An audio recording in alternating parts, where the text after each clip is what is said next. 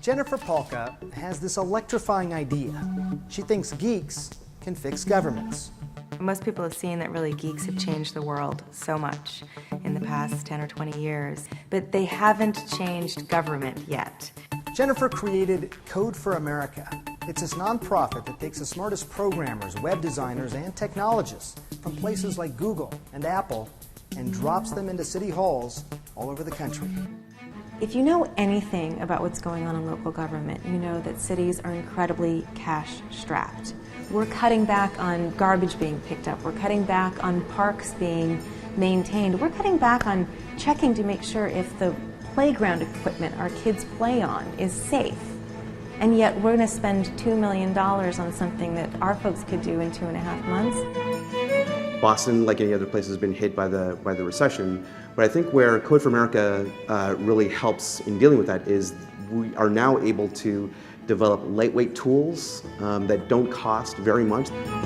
One of the projects from last year I always like to talk about is discoverbps.org. We had this team in Boston in 2011. There had been an article written in the Boston Globe about how frustrated parents were. They couldn't get their kids assigned to the right public school. The way that the public schools were disseminating this information was a 28-page printed brochure with tiny type describing each of the schools, but you couldn't really figure out which schools your kid was eligible for. It was really confusing on paper, but once you put it on a map, it's not that confusing. It's pretty clear.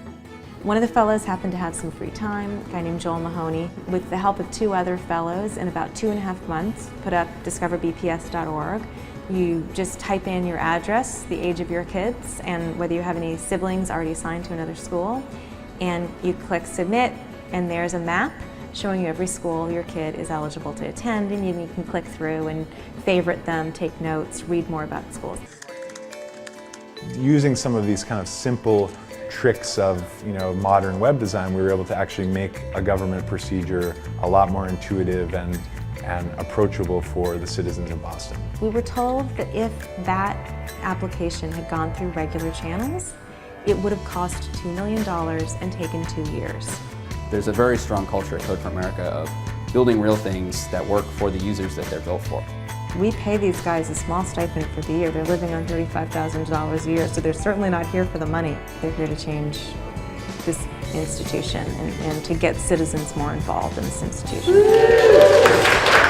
Code for America believes that we can reimagine a new government that works for citizens.